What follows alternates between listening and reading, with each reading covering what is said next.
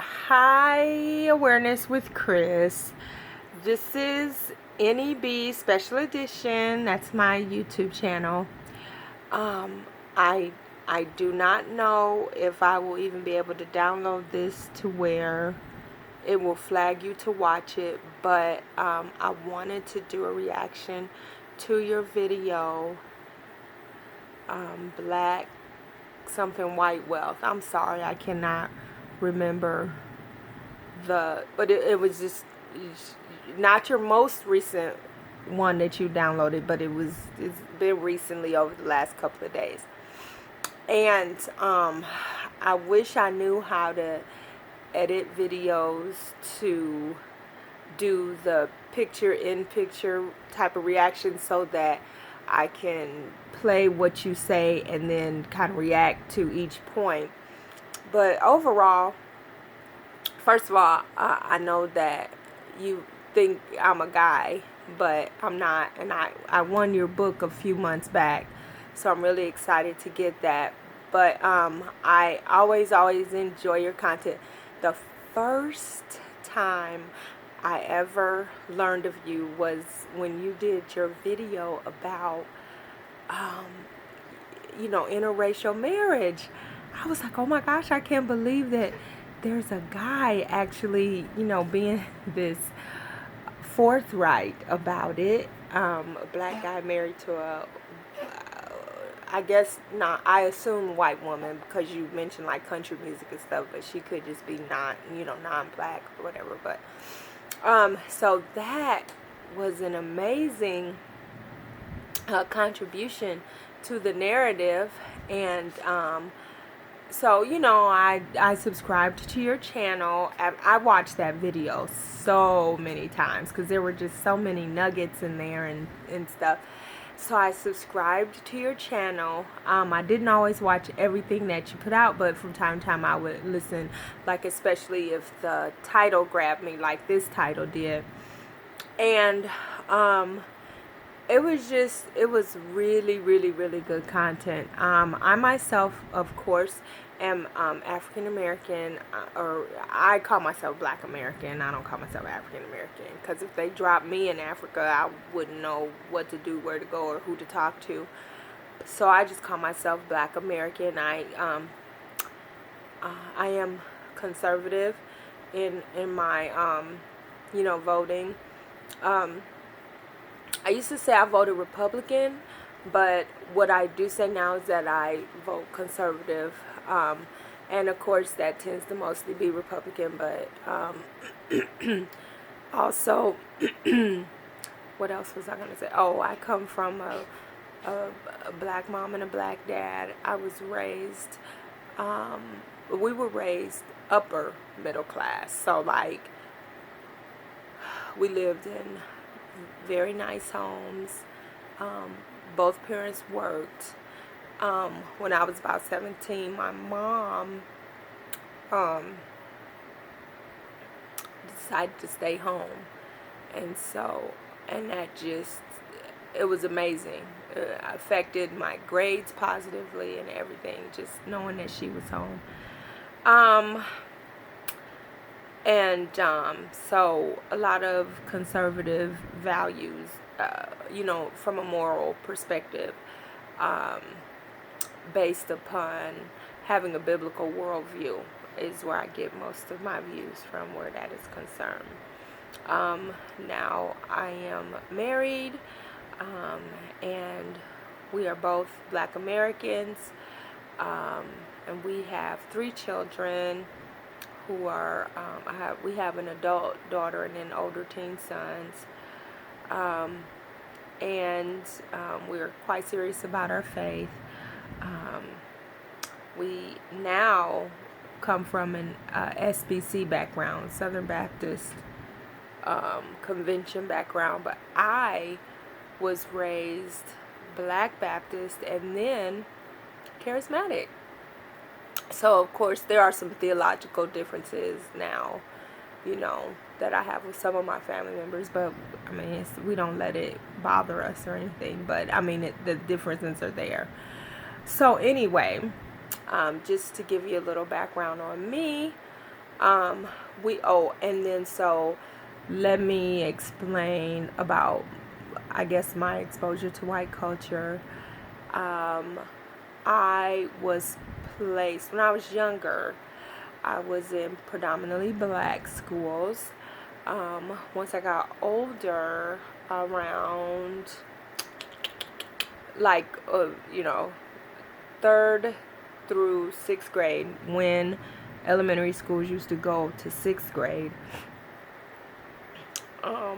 we lived, in an area where it was predominantly white, but there were still a lot of blacks who went to um, the elementary school with me. So I was able to see the differences, and, how kind of I was hanging around the black kids, and they weren't making good choices at all, and it was just a difference I could tell with my white friends. And so then when I got to middle school, around eighth grade, I went to a predominantly white Christian school, smaller classes.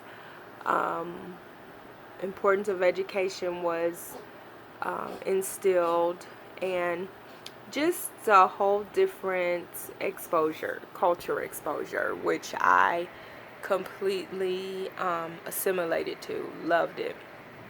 Okay, so then, we kind of didn't have the money for me to go to private school and my younger sister to go to private school. So we, yeah, and I kind of, yeah, I felt bad with my parents and money and stuff. So, so I went to, and some things happened with my mom and dad when my dad moved into a part of town where it's like inner city for real. And so think about what happened. I've assimilated to white culture and all that. So I started going to a predominantly black school, but I maintained everything that I had acquired as far as the way I dressed, the way I spoke, everything from the Christian school. And so I was at public school wearing long skirts and, talking what they consider proper English. Just a square. But I loved it. Those teachers there, it was like a breath of fresh air to them, because somebody was there who took school seriously, who took their education seriously. So it was very easy for me to win certain awards and, things like that.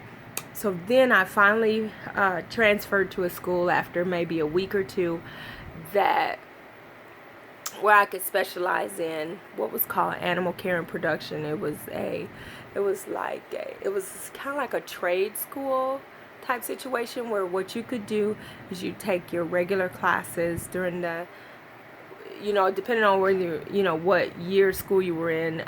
Juniors could take our classes. Juniors had classes in the morning, our regular classes in the morning, and our animal care classes in the afternoon. And when you're a senior, you had your animal care classes in the morning and your regular education classes in the afternoon. And that way, as a senior, you could get a animal care related job if you wanted, and so it was a neat deal, a lot of opportunities there.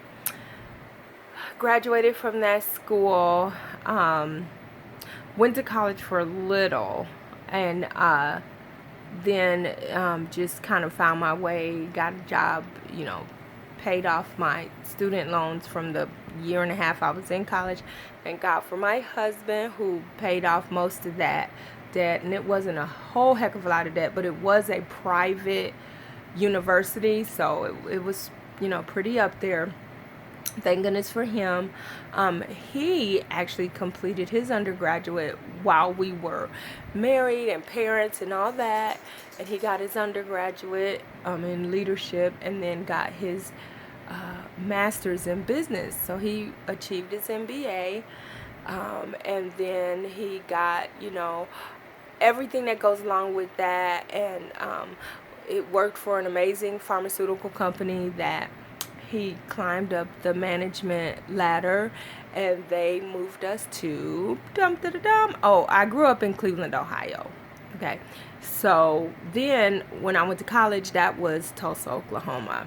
And then our first year of marriage, we moved to Oklahoma City. My husband was a career recruiter for the Air National Guard. So he was active duty with that. And so that, so many wonderful opportunities for him with that and for us. And then he when once it was finished with all that, after about 12 years, he got his undergraduate and MBA while he was working weekends. He stopped being active duty and he worked weekends and did all that. And then we moved to he got the job as a pharmaceutical rep, and then found a company that moved us from Oklahoma City to Omaha, Nebraska. Now, what you don't know about Omaha is it is ranked one of the top best cities to live in and one of the top worst cities to live in. And that is based on where you live. So what we did is what they say you should do, which is super smart. Don't buy the most expensive home in an area, but buy the least expensive home in the most affluent area. And that's what we did. And that way our kids have the best education, and we're in a really good school system and things like that. So depending upon where you live in Omaha, you're either at the best place to live or like one of the worst places to live. And we actually, the area we live in is pretty affluent, so we are able to do that. Okay, so let me tell you what happened. So my husband was making really, really good money as a pharmaceutical manager, like really good money, with the compensation and then bonuses and all of that on top. So many perks. Well, then he got called into the ministry, and so of course that changed that paycheck quite dramatically. I was a stay-at-home mom for quite a while. Once, and then I think and I homeschooled too. Once my daughter, who is now 20, graduated homeschool, the boys were not having homeschool. So we stopped homeschool, put them back in public school, and I got a job with the public school system that they were in. Really, really great system to work for. And so anyway, so that's a little bit about me. Hope that kind of gives you a picture. Okay, so I want to talk about what you shared.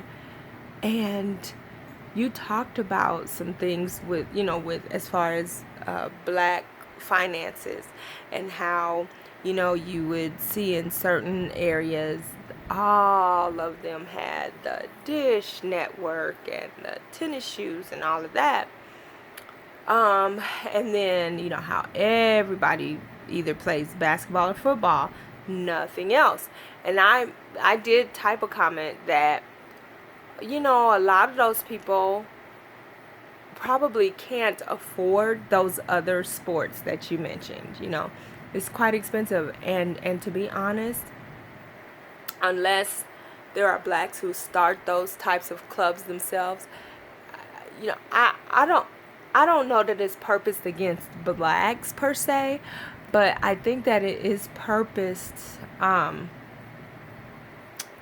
like financially to keep those prices high in order to, if you will, keep the riffraff out. If you can afford to pay all the lacrosse fees, all the rugby fees, all the, whatever the fees are for those other types of sports. You mentioned Simone Biles being, one of the few black American athletes in gymnastics.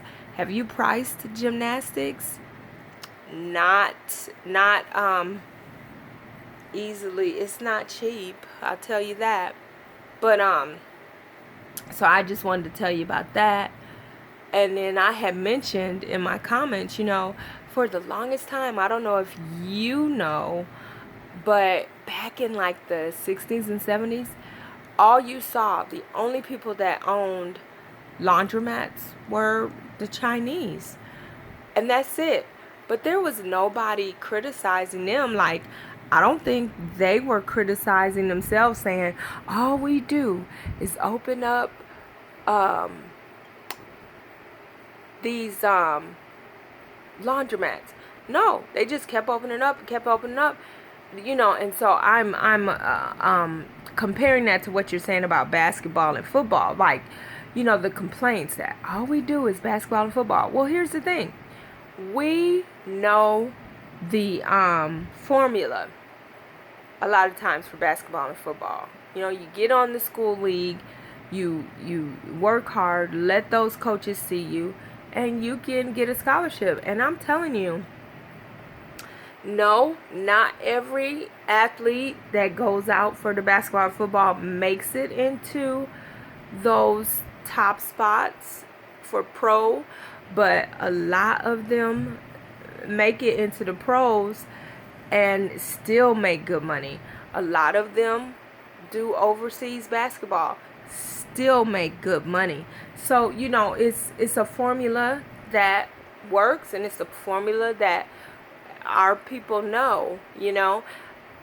While I 100% agree, we need to diversify our skill set, find some other ways to be relevant.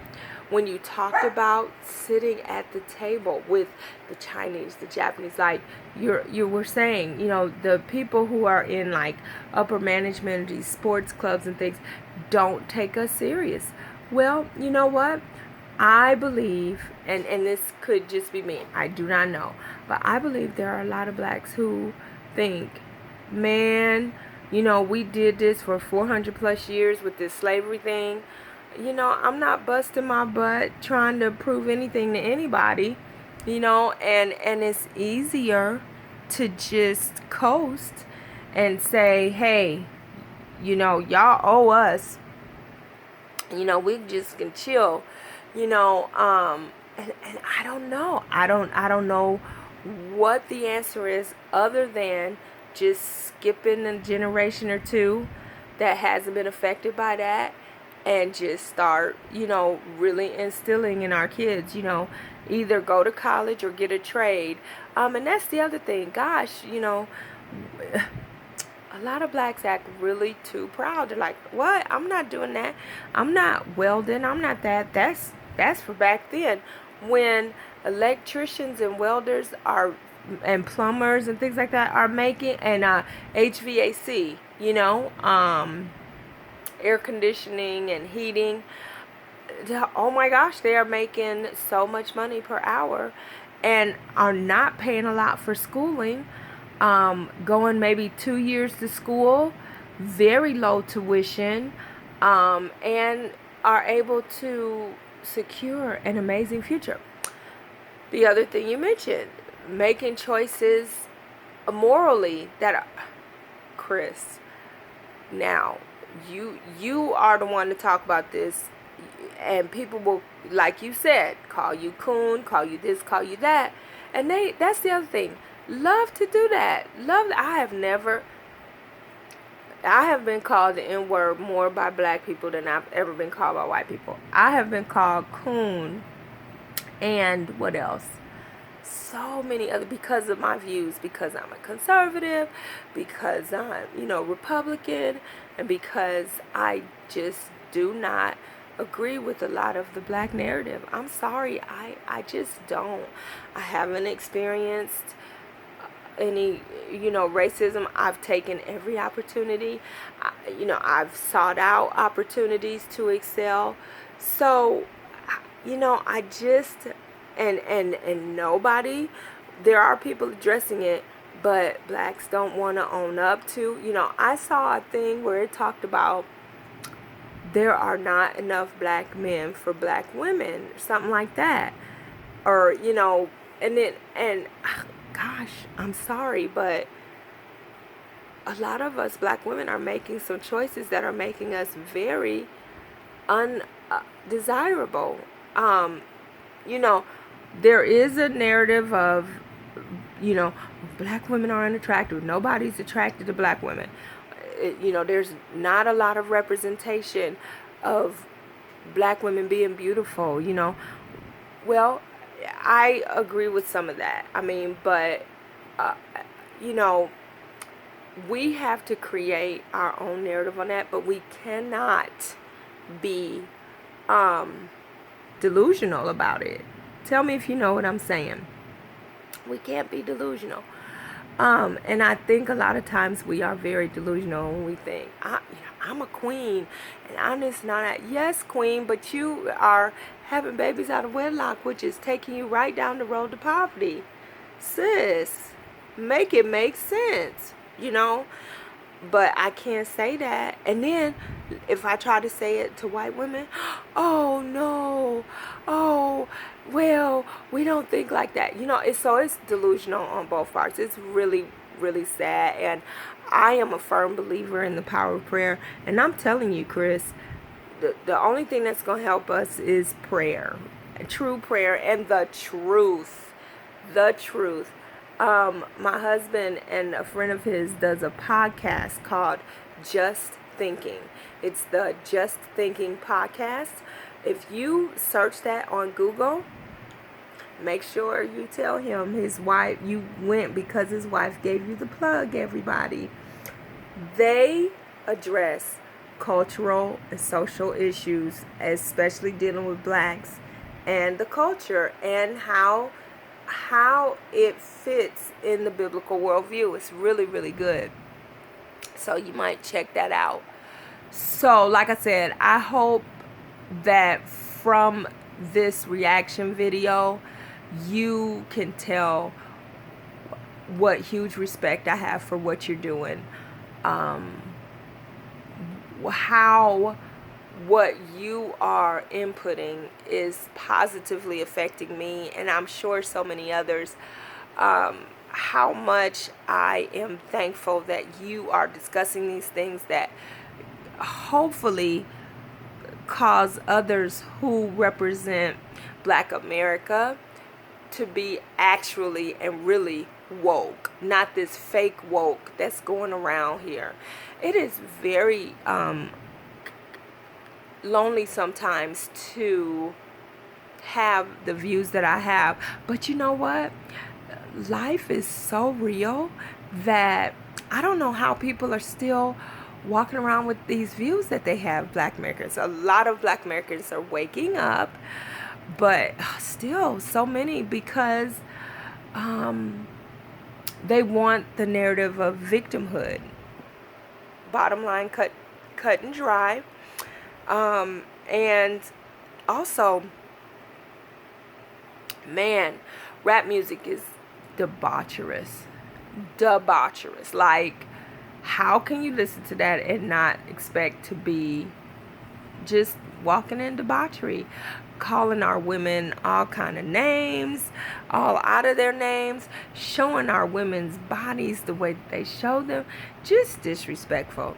So anyway, Chris, I hope that I've lent something positive to your dialogue, and I don't know how to make sure that you see this. I guess I can just note it under your comments and put the link there and hope that you see it. Thanks so much. Bye.